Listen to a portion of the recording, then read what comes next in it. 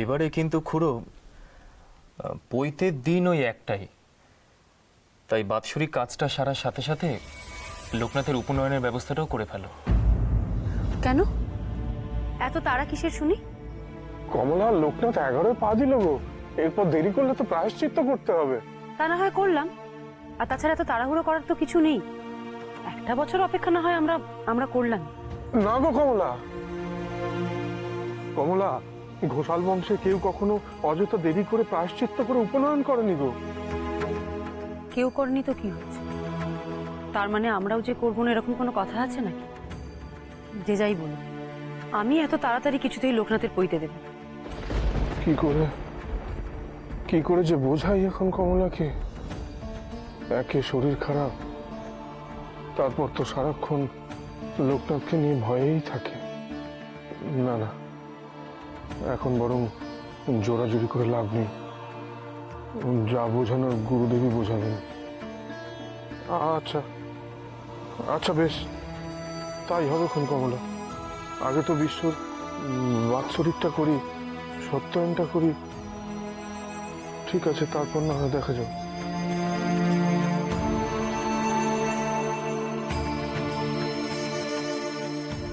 জানি এ ক্ষণিকের শান্তি বাণীর জলে ভেসে যাওয়ার আগে খড়কুটো ধরে বাঁচার চেষ্টার মতো, তবু এত সহজে হাল ছাড়লে তো চলবে না। পৈতে হওয়ার আগেই আমি বিয়ের কথাটা নিয়ে সন্ধ্যার বাবার সাথে কথা বলে আসব। দেখি কিভাবে এবার সংসারের টান ছেড়ে লোকনাথ 4 পা ফেলে বাইরে যেতে পারে। যেতে তো আমাকে হবেই লোকনাথ। বিধাতা হয়তো এটাই লিখেছেন আমার জন্য। হয়তো তোমার মতন একটা ছেলে থাকলে তবু তারটা নেই আটকে যেতাম। বিধাতা তোমার জন্য কি লিখেছেন সেটা তুমি জানো? তা হয়তো সঠিক জানি না লোকনাথ, তবে এইটুকু বুঝি যে এই সংসারে বোধহয় আমার প্রয়োজন ফুরিয়ে গেছে। এ তো তোমার অভিমানের কথা গো। দেখো, যে জমিদার মশাইয়ের ওপর অভিমান করে তুমি আজ সব কিছু ছেড়ে চলে যাচ্ছ, সেই জমিদার মশাই তোমাকে ফিরিয়ে আনবে। এক পক্ষ কালও পেরোবে না। তুমি তো সব জানো লোকনাথ, তুমি সব বোঝো, তাহলে কেন এমন একজনকে আমার কোলে এনে দিতে পারছো না লোকনাথ, যাকে দেখে আমি আবার নতুন আশা নিয়ে বাঁচতে পারবো? বলো না তোমার শিব ঠাকুরকে, বলো না তোমার গোপালকে লোকনাথ আমার কোলটা ভরিয়ে দিতে, বলো না।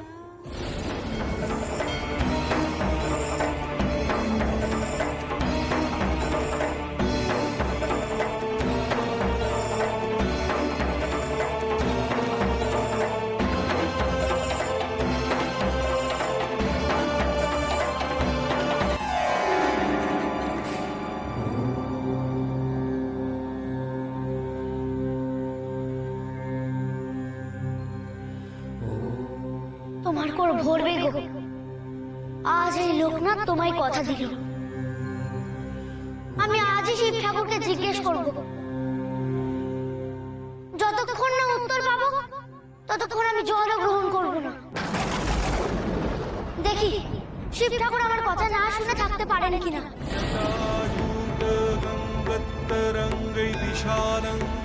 শিবং শঙ্করং শম্ভু নিশান্নিদে। ওইটুকু ছেলে, ওর কথায় এত জোর আসে কোত্থেকে? না না, ভুল তো আমারই। কাকে আমি বলছি ওইটুকু ছেলে? লোকনাথই তো স্বয়ং শিব, নারায়ণ, আমাদের সবার ত্রাতা লোকনাথ।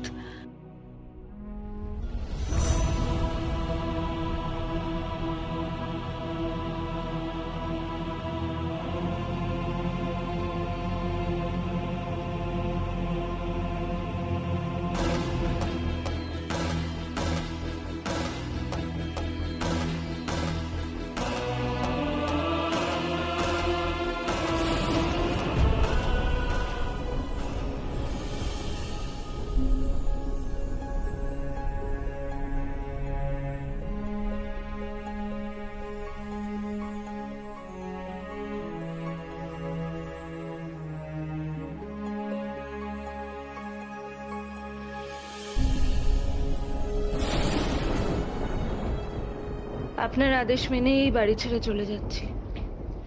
সঙ্গে বাপের বাড়ি থেকে আনা গয়না ছাড়া আর কিছুই নিইনি। আপনার এই সংসারের বোঝা হয়ে আর আমি থাকতে চাই না। কি এসব লিখে যাওয়া? চলে যাওয়ার ইচ্ছা থাকলে এমনি চলে যেতে পারতো। এভাবে বাড়ি থেকে এক কাপড়ে চলে যাওয়া মানে তো আমাকে ছোট করা।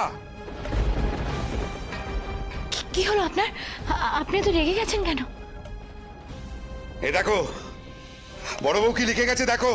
এক কাপড়ে সে বাড়ি ছেড়ে চলে গেছে, দেখো ভালো করে।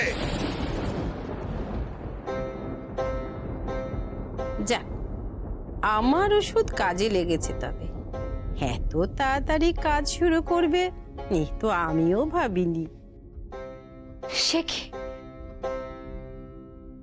ছি ছি ছি ছি ছি ছি, বড় বউকে একটুও কাণ্ড জ্ঞান নেই? হ্যাঁ, সে কি তোমাকেও মান্যি করে না জামাই? ওর এই লোক দেখানো রাগ কিন্তু তুমি একদম বরদাস্ত করবে না, বুঝলে? জেদ, আমার উপরে তেজ দেখিয়ে চলে যাওয়া। ঠিক আছে, যেখানে গিয়ে সুখে থাকবে সেখানে গিয়ে থাকুক, তবে না আমার সঙ্গে।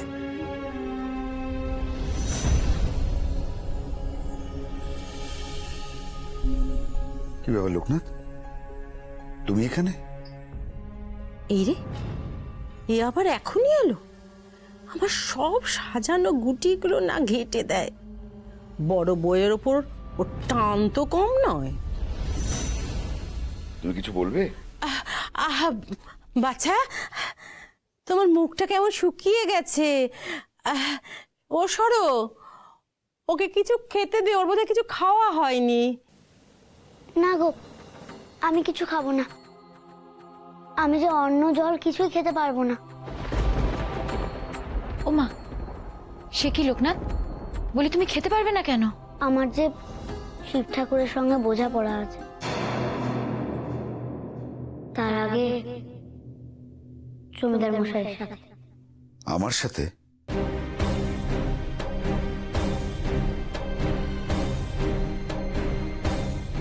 কি বোঝাপড়া? কেমন ধারা মানুষ গো তুমি, যে অন্য মানুষের অন্তরের কথা বুঝতে পারো না? এই গায়ের সব লোক তোমায় মা বাবা জ্ঞানে মানে, শেষে কিনা নিজের ঘরে হিসাবটাই ভুল করলে। বড় কাকির কষ্টটা না বুঝে তাকে বাড়ি থেকে তাড়িয়ে দিলে।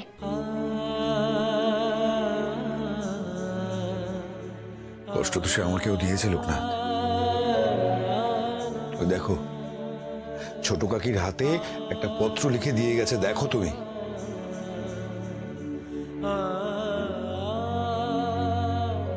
সে তো অভিমানে গো। জানো, মানুষ কার উপর অভিমান করে? যাকে সে সবচেয়ে বেশি ভালোবাসে,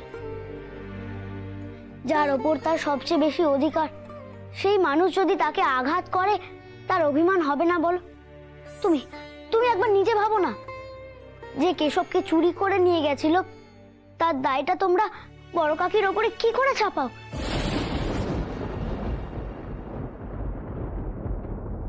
তোমরা এতদিনে এটা বুঝতে পারলে না, কেশব যে বড় কাকির প্রাণ।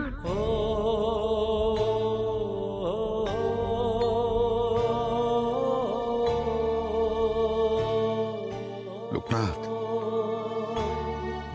হ্যাঁ আমি স্বীকার করছি, লোকনাথ, আমার ভুল।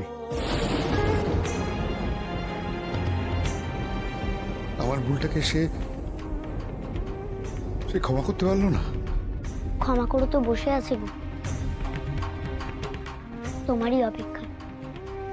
তুমি যদি গিয়ে তাকে না নিয়ে আসো, সে বুঝবে কি করে? তুমি তোমার ভুলটা বুঝতে পেরেছো, যাও তাকে নিয়ে এসো। এই ছেলে দেখছি তীরে এসে তরি ডোবাবে। যা ভেবেছিলাম এখন দেখছি তাই হচ্ছে। আমার সব খেলাটা ও একাই শেষ করবে। না না না, যেভাবেই হোক এত তাড়াতাড়ি ওর কাছে হেরে গেলে চলবে না, আমাকে কিছু একটা করতেই হবে।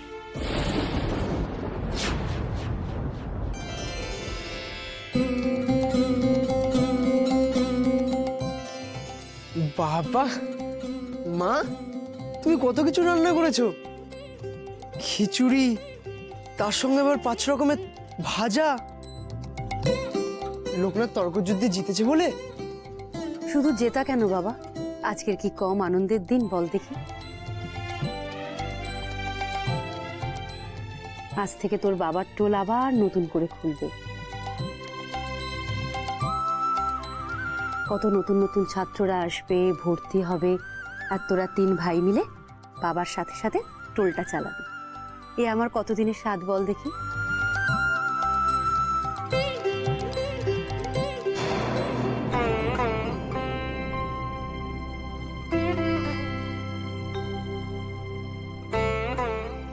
হ্যাঁ লোকনাথ, কি হলো তোর? খাচ্ছিস না কেন? মা, আমি অন্ন জল কিছু গ্রহণ করতে পারবো না। সে কি রে, কেন? আমি যে বড় কাকিকে কথা দিয়েছি তোমার করে ভরবে গো, আজ এই লোকনাথ তোমায় কথা দিল। আমি আজই শিব ঠাকুরকে জিজ্ঞেস করব, যতক্ষণ না উত্তর পাবো ততক্ষণ আমি জল গ্রহণ করব না। দেখি শিব ঠাকুর আমার কথা না শুনে থাকতে পারেন কিনা। কেন? গিন্নিমার কি হয়েছে রে? বড় কষ্ট যে, জমিদার মশাই না বুঝে কাকিকে আঘাত করেছে, তাই কাকি ঘর ছেড়ে চলে গেছে। তাতে তুই আর কি করবি বল লোকনাথ? ওরা জমিদার, ওদের ব্যাপারে আমাদের বেশি না ভাবাই ভালো।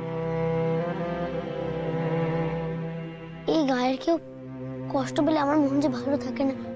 আমি কি করব? এদের কারোর কষ্ট যে আমি দেখতে পারি না। আজই আমি মন্দিরে যাব, শিব ঠাকুরকে বলবো কাকির সব কষ্ট তুমি দূর করে দাও, নাহলে আমি যে এসব গ্রহণ করতে পারবো না। ছেলেটার মন এখনো সব লোকের জন্য কাঁদে। এভাবেই ওকে মায়ার বাঁধনে বেঁধে রেখো ঠাকুর, যেন অন্তত এই গায়ের লোকগুলোর কথা ভেবেও লোকনাথ আটকে থাকে। তাতে আমার চেয়ে বেশি আর কে খুশি হবে? সত্যি তো, তুই ঈশ্বরকে ডাকিস, ঈশ্বর তোর মনের বাসনা ঠিক পূরণ করবেন। যে বড় কাকি আমাদের জন্য এত কিছু করেছে, আজকে তার বিপদের দিনে তার পাশে না থাকলে হয়? তার পাশে তুই থাকিস রে বাবা, যাস, আজকে মন্দিরে যাস।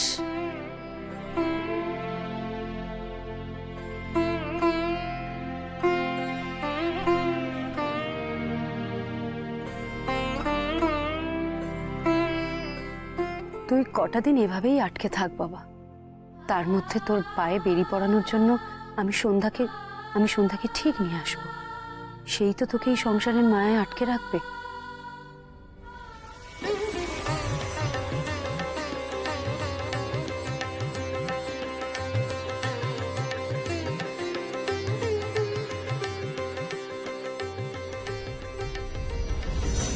ওমা, অনু, আয় আয় আয় মা, কতদিন বাদে এলি মা।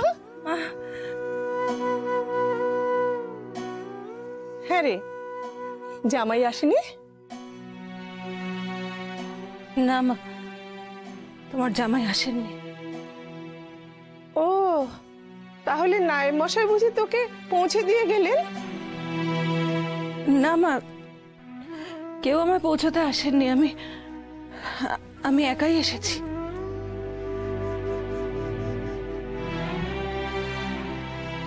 কি হয়েছে বলতো মা? তোকে এমন দেখাচ্ছে কেন? জামাইয়ের সঙ্গে ঝগড়া করে এসেছিস বুঝি? মা, বাবা কেমন আছেন? বাবার শরীর ঠিক আছে এখন? বলো না মা, আমার মনটা খুব খারাপ করছিল বাবার জন্য। কেমন আছেন বাবা? দেখো মেয়ের কাণ্ড, তোর বাবা তো ভালোই আছেন, ঠিকই আছেন উনি। বাবা ঠিক আছেন? হ্যাঁ,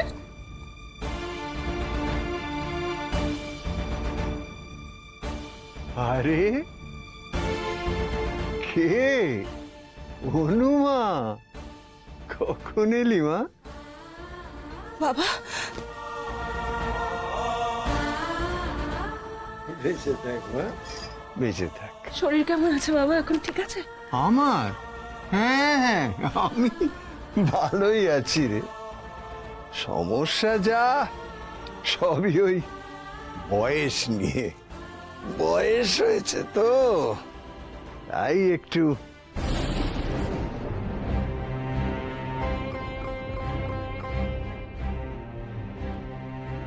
বাবা তো ঠিকই আছেন, তবে লোকটা যে বললো বাবার নাকি শরীর খারাপ, তারপর তো লোকটা গায়েবও হয়ে গেল।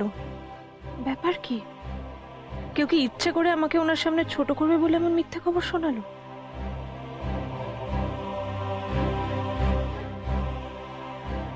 হ্যাঁ রে মা, তোকে এত উতলা দেখাচ্ছে কেন রে? কেমন আছিস তুই?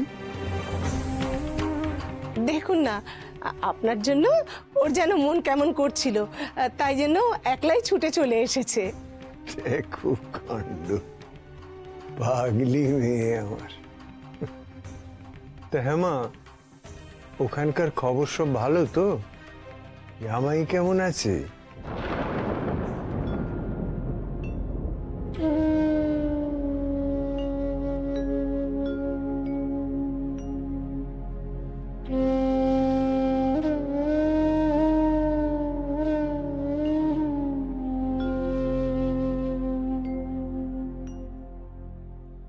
সত্যি করে বল তো মা, তোর কি হয়েছে? আমার মন কিন্তু অন্য কথা বলছে।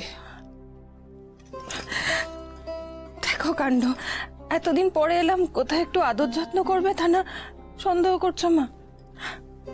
কিচ্ছু হয়নি আমার, কিচ্ছু হয়নি। আমি যাই, গোপালকে প্রণামটা সেরে আসি কেমন? লোকনাথ বলেছিল আজ আমার জন্য ঠাকুরকে বলবে। আমিও আজ ঠাকুরকে ডাকবো, যেন যেন উনি লোকনাথের কথা শোনেন।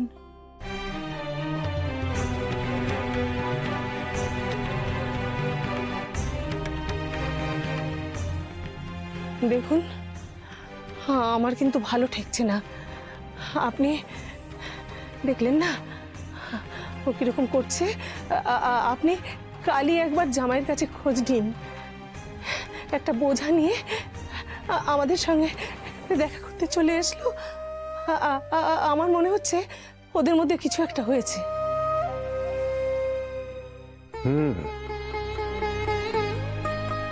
রাতটা কাটুক, বুঝলে?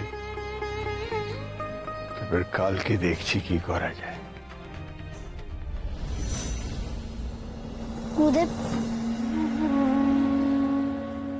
লোকনাথ, আয় আয় আয়।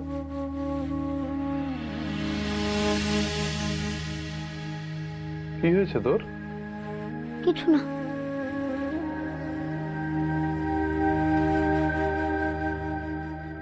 শিব ঠাকুরকে ডাকতে এসেছি। লোকনাথ, আয় আয় আয়।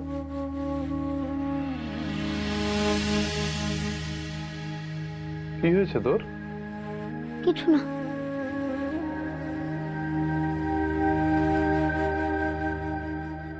শিব ঠাকুরকে ডাকতে এসেছি,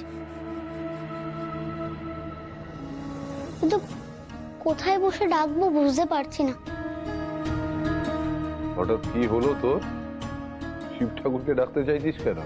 বড় কাকি, মানে আমার বড় মা, সে যে খুব কষ্টে আছে, তাই শিব ঠাকুরের সঙ্গে আজ এই নিয়ে আমার বোঝাপড়া। কেন এত কষ্ট দিচ্ছে তাকে? লোকনাথ, এসব তুই কি করতে চাইছিস? না, ওকে বাধা দিও না সর্বমঙ্গলা। ও ঈশ্বরের কাছে পৌঁছতে চাইছে, ওকে চেষ্টা করতে দাও। দেয়া লোকনাথ, তোর যেমন ভাবে খুশি, যেভাবে মর্জি, তুই ঠাকুরকে ডাক। বেশ, তবে বাইরে খোলা আকাশের তলায় বসে শিব ঠাকুরকে ডাকি, দেখি কতক্ষণ আমার ডাকে সাড়া না দিয়ে থাকতে পারে।